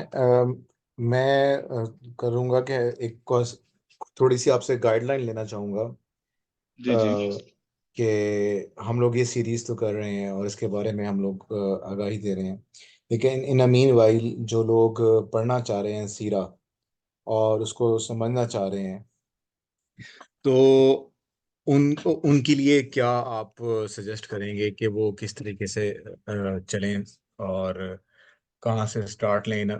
ये लेक्चर्स तो हमारे चलते रहेंगे ना, जी। तो देखिए, मैं इस पहली बात तो पिछले तीसरे हफ्ता हो गया मुझे, मैं एक ही चीज मुस्तकिल तवज्जो दिला रहा हूँ, ये जो बुक हम कर रहे हैं, इस बुक को तो पकड़ लें पहले, इस एक बुक पे तो कॉम आए पहले। हम देखिए मेरी बात को समझें, मुझे कहेंगे मैं भी आपको 10-15 किताबें लिखवा देता नहीं नहीं नहीं, किताबें लिखवाने की बात नहीं कर रहा, द मेथड हूँ। जी मेथड के जी किस हाँ, तरह मैथ अब जैसा देखिए जी बिल्कुल।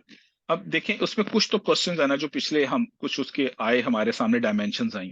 اب اس میں اگلے جو لیکچر ہے اس میں ہم زیادہ تو یہ دیکھ رہے ہوں گے کہ کمپائلیشن کیسے ہوئی ہے, کس کس نے کیا کیا کام کیا, کس کس ٹائم فریم میں کیسے کیسے ہوا, just in order to answer those questions جو لوگ یہ کہتے ہیں کہ یہ کام بہت بعد میں کمپائل ہوا ہے. لوگ تو حدیث کو نہیں چھوڑتے, یہ تو سیرت ہے پھر. ٹھیک ہے, اس کے بعد اگلا آئے گا مختلف اسلوب کون کون سے ہیں اس کے نا, سیرہ کے محدثانہ ہے, مورخانہ ہے, ادبی ہے, منظوم ہے, مختلف. ٹھیک ہے, وہ کس لیے امپورٹنٹ کہ آپ کو پتہ لگ جائے کہ کون کون سے ڈائمینشنس ہے. اگر آپ کو کوئی چیلنج آتا ہے تو یو شوڈ نو کہ آپ نے اس کو کس میں دیکھنا ہے. یہ میرا ہسٹوریکل مسئلہ ہے, یہ میرا آئیڈیالوجیکل مسئلہ ہے, یہ میرا اس سے جنگوں سے ریلیٹڈ ہے, یہ میرا قانون سے ریلیٹڈ ہے, یہ میرا اس سے. تو یہ مختلف اسلوب آئیں گے تو ان کی اس کے ساتھ بکس بھی آتی چلی جائیں گی, تو اس میں یہ آنسر ملتے کھلتے چلے جائیں گے. تو دیٹ واز دا ریزن کہ اگر تو ریسرچ بیس لے کر چلنا ہے تو اس میں ہمیں لوگوں کو دیکھیں یہ ڈرائی سبجیکٹ ہے ہسٹری اور علم اٹ سیلف, یعنی کہ یہ جو نالج آف اسے کہتے ہیں نا کہ ایپسٹیمولوجی, تو یہ اٹ سیلف ایک کمپلیکیٹڈ علم ہے. اور یہ ہم سیرہ تو پڑھ ہی نہیں رہے, ہم علم سیرہ پڑھ رہے ہیں, وہ ڈرائی ہے. سیرہ کے واقعات ہوتے اس میں تو چاشنی بھی ظاہری بات ہے, رسول اکرم صلی اللہ علیہ وسلم کی ذات جس چیز کے ساتھ اٹیچ ہو جائے تو اس کے تو کیا کہنے, اس میں تو انسان کچھ بھی نہ کرے اس کو تو ویسے ہی 4 چاند لگ جاتے ہیں. اب یہ تو ایک اس علم کی پیچھے ڈیریویٹیوز ہیں, یہاں سے وہ ڈرائیو ہو رہا ہے, بنیادی اس کے مواخذ کیا ہیں, اس کے مصدر کیا ہیں اور کیسے ایوالو ہو رہا ہے. تو وہ اس کی بیک اینڈ پہ جو کام یا فریم یا جو اسکالرز نے جو کام کیا اس کو سمجھنا ضروری ہے. یہ سارا کا سارا سمجھیں گے تو ریسرچ ورک ہوگا نا. ہاں سیرہ پڑھنی ہے تو وہ تو جس طرح میں نے کہا کہ 10 کتابیں میں ابھی بتا دیتا ہوں, لیکن اگر سیرہ سمجھنی ہے تو پھر تو ٹائم لگانا پڑے گا نا. یہ تو نہیں ہو سکتا کہ آج ہی کوئی بیٹھ کے اپنے آپ کو یہ کلیم کر دے کہ میں سیرہ پہ ریسرچ کر سکتا ہوں, جبکہ اس کو الف بے کا بھی نہ پتا ہو کہ سیرہ کے اوپر کام کیسے کیا گیا اور کب کب کیا گیا, اس کے بنیادی سورسز کیا کیا ہیں, مجھے کہاں کہاں جانا ہے, کس کس کام کے لیے. تو that seems like a very I would say childish ایٹیچیوڈ, frankly speaking. Sorry for my bad words, but that's how I see it actually. جزاک اللہ خیر. Any objection? Any objection? نہیں, کوئی آبجیکشن نہیں ہے میری طرف سے. تو جی any other question or کسی comment? ساتھی کا کوئی مجھے سیرت ہے؟ مجھے وہ کمنٹس بھی چاہیے. مجھے لگ رہا ہے آج سے تھوڑا ڈرائی ہوا ہے. I have seen people leaving, a few of them, but like how to I don't know کہ اب ایک چیز ہے ہی ایسے, میں اس کو کیسے اس میں چاشنی لے کر آؤں. I don't know, but like if you guys can help me, maybe I could help عامر بھائی myself. میں تو سوری, آپ ان میوٹ کر لیں دوبارہ. آپ کے اصل میں آپ کے پیچھے سے نا شور بتا رہا تھا, آپ بات کر سکتے ہیں. عامر بھائی میں آئی اسپیک. جی جی جی جی جی پلیز. جی جی اس بات کے قطع نظر کہ کون سیشن میں رہتا ہے اور کون لیو کرتا ہے, پلیز آپ یہ کار خیر جاری رکھیے, آئی ریکویسٹ. اور سیکنڈلی مجھے بس پوچھنا ہے کہ آپ یہ پرٹیکولر بک کے نام ہے, بک کا نام ہے کہ جس سے ہم start, because this is my جی فرسٹ جی سیشن, آئی جی ایم بلیسڈ کہ میں اس میں ہوں, اینڈ بس یہ پوچھنا چاہی تھی کہ اس کے کوئی جی پرٹیکولر بک ہے تاکہ ہم اگر سیلف بھی اسٹڈی کرنا چاہیں تو. جی جی بالکل, یہ بک ہے محاضرات سیرت ڈاکٹر محمود احمد غازی. اوکے, جزاک اللہ خیرن کثیرہ.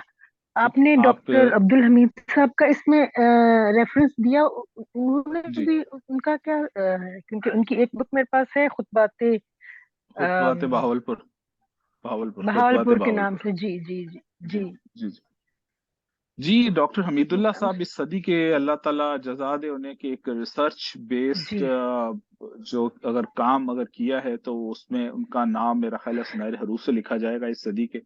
ڈاکٹر حمید اللہ صاحب ایک بہت بڑے جی اسکالر تھے, حیدرآباد دکن یونیورسٹی کی اسلامک فیکلٹی کے ڈین تھے. آفیشیل وزٹ پہ فرانس میں تھے جب انڈیا نے, کیونکہ حیدرآباد دکن پاکستان کا حصہ تھا, مطلب ایک یونیک سا تھا کیونکہ چاروں طرف سے گھرا ہوا تھا انڈیا میں, تو انڈیا نے اس پہ قبضہ کر لیا تھا. جب انہوں نے انڈیا پہ قبضہ کیا, انہوں نے حیدرآباد دکن کا پاسپورٹ الگ ہوتا تھا, وہ حیدرآباد دکن کے پاسپورٹ پہ فرانس میں تھے. انہوں نے اس کے بعد ساری زندگی اسی پروٹیسٹ کی حالت میں گزاری, حیدرآباد دکن کے پاسپورٹ پہ اسی پہ ٹریول کرتے رہے. فرینچ سٹیزن شپ انہوں نے نہیں لی, وہیں پر رہے. بہت ساری تصنیفات انہوں نے فرینچ میں کی ہیں، مختلف وہ کوئی تقریباً 8-10 لینگویجز جانتے تھے، اس میں لکھتے تھے، اور انہوں نے بے تحاشا کام کیے ہیں. حضور اکرم صلی اللہ علیہ وسلم کے پرانے پرانے احادیث کے مجموعے انہوں نے شائع کروائے، بہت ارلی، یعنی کہ بہت ارلی سے مراد امام بخاری امام مسلم سے بھی پہلے کے، پہلی صدی شروع کے، بالکل بالکل شروع کے جو انہوں نے مرتب کیے وہ انہوں نے کچھ نکال کے مرتب کروائے، پبلش کروائے. پھر انہوں نے کچھ لیٹر حضور اکرم صلی اللہ علیہ وسلم کے تھے، اس کا وسائق النبیہ سیاسیہ کے نام سے وہ پوری بک ہے ان کی جو انہوں نے پبلش کروائی، بے تحاشا کام ہے ان کے. تو اسی میں ان کی ایک لیکچر سیریز ہوئی تھی اسلامیہ یونیورسٹی بہاولپور میں، وہاں پر ان کو بلایا گیا تھا اور ان جی کے کچھ خطبات رکھے گئے تھے، تو وہ خطبات بعد میں پرنٹ ہوئے تھے خطبات بہاولپور کے نام سے. کمپائل. جی، تو جی یہ یہ تعارف ہے جی ڈاکٹر اتنی محمود علی. ماشاءاللہ ہاں جی، وہ اتنی زبردست پرسنالٹی ہیں، لیکن آئی تھنک میں نے پہلی دفعہ آپ کے منہ سے ان کا نام سننا ہے. آئی مین زیادہ لوگ نہیں جانتے ان کے بارے میں. ہی سچ این امیزنگ نہیں نہیں پرسنالٹی. انہوں نے اتنا نہیں خوبصورت نہیں، کام بہت کیا. جی جانتے ہیں، ایسا نہیں کہ نہیں جانتے انہیں، آپ ہاں کم لوگ انہیں جانتے ہیں پڑھیں ان گے کے تو. بارے میں. جی جی. جو ارم کا کوشچن لینے سے پہلے ایک سوال ہے کہ محاضرات سیرت کے کتنے والیومز تھے عامر بھائی؟ 9 والیومز؟ جی محاضرات سیرہ تو نہیں، محاضرات سیرہ کا تو ایک ہی والیوم ہے ایکچولی. محمود غازی صاحب نے، اب یہ بھی ایک اہل علم شخصیت تھے، اور آپ جسٹ امیجن کہ ابھی ہم 3 لیکچرز میں ہم نے ان کا تیسرا ابھی لیکچر پڑھ رہے ہیں ابھی سیرت، جو ان کی بک ہے محاضرات سیرت، یہ ان کے کچھ ٹوٹل 10 کے قریب میرا خیال ہے if I'm not wrong 12 lectures ہیں. یہ انہوں نے زبانی دی ہیں ساری، جو بعد میں کمپائل ہوئے ہیں. تو he was such a genius کہ یہ لیکچرز جو ہمیں سمجھنے پڑتے ہیں یہ انہوں نے زبانی دیے ہوئے ہیں. علم کا ایسا سمندر تھے یہ. اور یہ انہوں نے مختلف ٹاپکس پہ مختلف ٹائم فریم میں لیکچرز دیے. یہ محاضرات سیرت as one of them. Other than that there are 5 other books, وہ بھی محاضرات کے ٹائٹل سے ہی آتی ہیں، اور محاضرات حدیث، محاضرات قرآن، محاضرات فقہ، محاضرات معیشت و تجارت، اور ایک اور ہے محاضرات شریعت. محاضرات حدیث، قرآن اور سیرت، یہ 3 تو آئی ووڈ ریکمینڈ ہر ایک کے پاس ہونی چاہیے، اور پڑھی ہونی چاہیے، ہر ایک کو پڑھنی چاہیے لازمن. حضرات قرآن بہت خوبصورت ہے، پورا قرآن کیسے کمپائل ہوا اس پہ بڑی خوبصورت گفتگو ہے. سیملرلی محاضرات حدیث پہ حدیث کیسے کمپائل ہوئی اس پہ بڑی خوبصورت گفتگو ہے. اور محاضرات سیرت سب سے ضخیم کتاب ہے ان کی، سب سے ڈیٹیلڈ لیکچرز ہیں. تو یہ اٹ سیلف. باقی اگر کسی کو فردر ہو شریعت، فقہ اور معیشت و تجارت سے تو وہ بھی پڑھیں. صحیح. ارم اپنا کوشچن کر السلام لیں علیکم. پلیز. ارم کو کوشچن کرنے دیں آپ. اور دوسری بات یہ کہ عامر بھائی آپ کا انٹرنیٹ تو ڈسکنیکٹ نہیں ہونے والا؟ نہیں آج میں نے اس کو ڈسیبل کیا ہوا. چلو ٹھیک. جی رام. السلام علیکم عامر بھائی، تھینک یو سو مچ. بڑی زبردست انفارمیشن آپ سے ملی ہے. بہت ساری چیزیں تو بالکل نہیں سننے کو ملی ہے. جزاک اللہ. میں نے آپ سے صرف یہی پوچھنا تھا کیونکہ میں نے آج پہلی دفعہ جوائن کیا ہے، اور میں نے ذرا تھوڑا سا لیٹ جوائن کیا تھا، تو مجھے آئی مسڈ وہ والا پارٹ جس میں آپ نے جس کتاب کو آپ ریکمینڈ کریں جو ہم ڈسکس کر رہے ہیں، تو وہ کائنڈلی بتا دیجیے گا. جی محاضرات سیرت، ڈاکٹر محمود احمد خان. سفان بھائی آئی تھنک آپ اس کا PDF جو لنک ہے وہ بھی اپنی پلے لسٹ کے ساتھ ہی ایڈ کر دیں، تاکہ وہ بھی سب گروپس میں ایسے ہی شیئر ہوتا رہے، تاکہ جو حضرات سے گو تھرو کرنا چاہتے ہیں بک سے تو وہ بھی ایٹ لیسٹ اس کو دیکھ لیں پھر. جی بٹ آئی اسٹل ریکمینڈ کہ نیکسٹ جو ہمارا سیشن ہونا ہے وہ پارٹ 4 ہے انشاءاللہ سیریز کا. سو آئی تھنک جس طرح عامر بھائی نے بتایا کہ ابھی 3 لیکچر ہو چکے ہیں نا، تو چوتھے لیکچر کو بھی وہ حضرات جو ریسرچرز ہیں یا ریسرچ کر رہے ہیں، استفادہ لینا چاہتے ہیں مزید اپنے استفادہ جو ہے اس کو بہتر کرنے کے لیے، وہ ایک نظر جو ہے نا گو تھرو کر لیں، تاکہ عامر بھائی کی جو ٹیکنیکلٹی ہے، چونکہ عامر بھائی کی گرامر ماشاءاللہ سے بڑی ایلوکینٹ ہے، تو اس میں بآسانی سے پھر سمجھ میں آ سکے. تو وہ حضرات جو ہیں پھر وہ اوبیسلی ان کے کوسچن ریز ہوں گے جب وہ بک ریڈ کر رہے ہوں گے، تو وہ پھر یہ ہے کہ آن دا اسپاٹ ہم انشاءاللہ عامر بھائی سے سوال کر سکتے ہیں. That would be I think better suggestion, اور یہی علمی طریقہ بھی ہے، یہ بہتر کارآمد بھی ہے انشاءاللہ. صحیح، بہت اچھی سجیشن ہے. جی سائمہ پلیز. جی السلام علیکم. عامر بھائی، میں آپ کا یہ ریگولر سیشن اٹینڈ کر رہی ہوں، یہ تیسرا سیشن ہے. میں یہ کہنا چاہ رہی تھی کہ بالکل بھی یہ ٹاپک ڈرائی یا ثقیل نہیں ہے، بلکہ جو ہمارے اپنے ذہنوں میں دوسروں کے سوال اٹھانے سے تشکیک آتی ہے نا، اس کے بہت اچھے مطلب جو ہے نا ایک میپنگ ہو رہی ہے دماغ میں. آپ کے فرسٹ لیکچر میں میری کوشش تھی آپ جو بول رہے ہیں میں اس کو نوٹ ڈاؤن کر سکوں، تو میں نے آپ سے ریکویسٹ کی تھی کہ تھوڑا سا آپ اپنی پیس جو ہے وہ ڈاؤن کر لیں، سلو ڈاؤن کر لیں. لیکن جب آپ نے یہ بک ریکمینڈ کر دی تو definitely this is on my top priority list کہ میں نے اس کو ابھی منگوانا ہے اور میں نے اس کی اسٹڈی شروع کرنی ہے. ابھی میں آپ سے صرف یہ ریکویسٹ کر رہی ہوں کہ نو ڈاؤٹ جس طرح سے آپ اس کو بالکل کنسائز کر کے ہمیں سمجھا رہے ہیں، جب ہم خود پڑھیں گے تو ڈیفینیٹلی وہ ریٹ ہو جائیں گی دماغ میں چیزیں. لیکن ابھی جس طرح سے آپ پوائنٹس بتا رہے ہوتے ہیں، میری آپ سے سجیشن ہوگی کہ جیسے آپ نے یہ ایک سلائڈ دی ہوئی ہے، وہ جسٹ بلٹس میں اگر آپ ہمیں کر دیں تو وہ ہمیں زیادہ اچھی میپنگ ہو جائے گی برین میں. خود تو ڈیفینیٹلی انشاءاللہ اس کو اسٹڈی کرنا ہی ہے. جی بہن یہ میں ہر دفعہ سوچتا ہوں، اب مسئلہ یہ ہے کہ جو اپنی سستی اور کچھ بھی میں اور کسی کو نہیں بلیم کر سکتا. وہ کیا کہتے ہیں، کام کرنا پڑتا ہے نا، محنت کرنی پڑتی ہے اس کام کے لیے، ٹائپنگ کرنی پڑتی ہے. اور جیسے وہ اردو کی ابھی ٹائپنگ خیر میں نے سیکھ تو لی ہے کچھ نہ کچھ کر آ کے، لیکن وہ سلائڈیں بنانی جو ہے نا وہ اٹس ٹائم کنزیومنگ کام ہوتا ہے. تو وہ بس ہوتا ہی ہے کہ میں ہر دفعہ سوچتا ہوں کہ میں آخری گھنٹہ ڈیڑھ بیٹھ کے یہ سلائڈس بنا لوں گا. اب وہ تیاری کرتے کرتے پڑھتے ٹائم پورا ہو جاتا ہے. میرے ساتھ یہ ہو رہا ہے مستقل. That's the problem. پچھلی دفعہ جیسے میں نے ابھی لکھ لی تھی یہ والی، اس جی دفعہ حالانکہ پلان تھا بھی، بٹ لائک حالانکہ آج چھٹی بھی تھی، آف بھی تھا، بٹ لائک کچھ کام ایسے نکل آئے ہیں، کچھ سستی، اور بس پھر آپ بے شک ڈیٹیل میں نہ جائیں. جیسے ابھی آپ نے ایک سیکوینس بتایا تھا نا، قرآن، احادیث، پھر سیرہ مغازی، جی پھر جی احادیث جی جو جی بک جی ہیں سیاستہ، پھر خطبات جو آئی ہیں ٹرائی انشاءاللہ. تاریخ کے. جی میں تو کوشش وہ مطلب میں جس وہ کوشش بلٹس کر دیں، صرف وہ جی پوائنٹس میں میں آپ سمجھ کر گیا دیں. ہوں. میرا بھی، جی میرے لیے بھی آسانی رہتی ہے، بلکہ مجھے خود آسانی ہوتی ہے، اس کا فلو مینٹین کرنے میں آسانی ہوتی ہے. مجھے پتا ہوتا ہے کہ میں نے آگے کیا بات کرنی ہے. جی وہ جی میرے لیے اپنے لیے آسانی ہوتی ہے آپ سے زیادہ. وہ بس وہی کہہ سکتا ہوں، پتا ہی ہے، اور کچھ بھی نہیں. اس میں کوئی جسٹیفیکیشن نہیں اور ہے میرے ساتھ. آپ یہ سارا سننے کے بعد میں تو خود اس نتیجے پہ پہنچی ہوں کہ پہلے ہمیں سیرت کی کتاب کوئی بھی شروع کرنے سے پہلے یہ کتاب ضرور پڑھنی چاہیے، تاکہ ہمارے جی اپنے ذہنوں میں بھی جو سوال آ رہے ہوں ہمیں اس کے ڈفرینٹ جو ڈائیورسٹی ہے، جو ریفرنسز ہیں، یا جو بھی کانٹیکسٹ ہے، وہ ہمیں ساتھ ساتھ کلیئرٹی دے رہا ہو. جی ماشاء اللہ، بہت بالکل ایسی بہت میں، اچھا بلکہ آپ کا یہ سیرہ کا سیشن رہا ہے.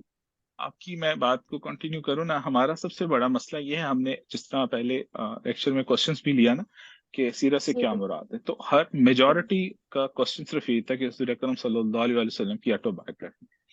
تو جی جب ہم اس کانٹیکس میں دیکھتے ہیں تو ہم بہت لمٹ کر لیتے ہیں اپنے فریم آف ریفرنس کو، اور وہ جی انتہائی لمیٹڈ فریم آف ریفرنس ہمیں انتہائی لمیٹڈ سوچ پہ مجبور کر دیتا ہے. اور ہم اس کو اس تناظر میں دیکھ نہیں رہے ہوتے اس کی، کہ ہمارے سامنے جو یہ کنسائز ورژن آیا ہے، اس کے پیچھے میرے اسلاف کی کس قدر محنت، خون شامل ہے، انہوں نے کتنی راتیں لگائی ہیں. مثال کے طور پہ چھوٹی سی بات، عبداللہ ابن عباس رضی اللہ تعالیٰ عنہ کا ذکر آیا، حضرت اکرم صلی اللہ علیہ وسلم کے چچا تھے.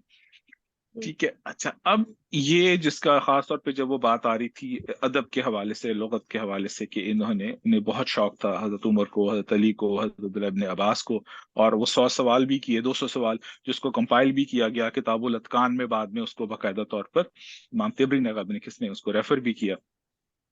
تو اب ان کی جو ان کا اپنے جو لکھے ہوئے مخطوطات تھے نا، اپنے ہینڈ ریٹن ان کے پاس اپنے، وہ جب یہ ٹریول کرتے تھے ساتھ لے کے جاتے تھے. اس کا جو حجم تھا، حجم تو نہیں، اس کا جو وزن تھا، وہ ایک اونٹ پہ آتا تھا. جسٹ امیجن، ایک اونٹ کیری کرتا تھا ان چیزوں کو جو ان کے اپنے ہاتھ کی لکھی ہوئی تھی. تو یہ دیکھیے، اب بات کہنے کی یہ ہے کہ ہمارے پاس یہ علم جو پہنچا ہے نا، ہم بہت ناقدرے لوگ ہیں، ہم اس کی قدر نہیں کر پاتے. unless and until we exactly know what is سیرہ. ہمیں معلوم ہی نہیں سیرہ ہے کیا، ہمیں پتہ ہی نہیں کمپائل کیسے ہوئی، ہمیں پتہ ہی نہیں ہمارے بزرگوں کا خون اس کے شامل کیسے ہے اس کی جڑوں میں. تو that is over ignorance basically. ہم جب تک اپنے آپ کو خود نہیں سمجھیں گے کہ سیرہ ہے کیا، تو بینیفٹ کیسے لیں گے اس سے. ہمارے سامنے جب تک اس کی ڈائورسیفیکیشن کا، اس کی وسعت کا، اس کی گہرائی کا، اس کی عظمت کا، اس کے پیچھے اس کے ساتھ جڑے اپنے اسلاف کی شب و روز کا، ان کی محنتوں کا، ان کے خون پسینے کا جب تک ادراک نہیں ہوگا ہمیں کیسے پتہ لگے سیرت کیا ہے؟ تو ہمارے لیے سب سے اہم ترین کام تو یہ ہے کہ ہم پہلے سیرہ کو سمجھیں تو صحیح، سیرہ ہے کیا. تو یہ پیچھے بس ایک کاوش ہے، اور یہ حالانکہ ہمارا کوئی سچ پلان تھا نہیں، یہ بس ہمارا یہی تھا کہ ہم 1-2 لیکچرز میں اس کو وائنڈ اپ کرتے ہیں. But when we started off then we realise کہ وی ہیو ٹو کنٹینیو، اور ابھی بھی ہم وی آر ان فکس کہ ہم اس کو کتنا کنٹینیو کریں. بہرحال تو یہ اس کے پیچھے جو تھی مقاصد، اغراض و مقاصد تھے. جی جزاک اللہ خیر. جی عبداللہ بھائی، صفوان بھائی، ٹائم ٹو کال آف، 11 بج گئے.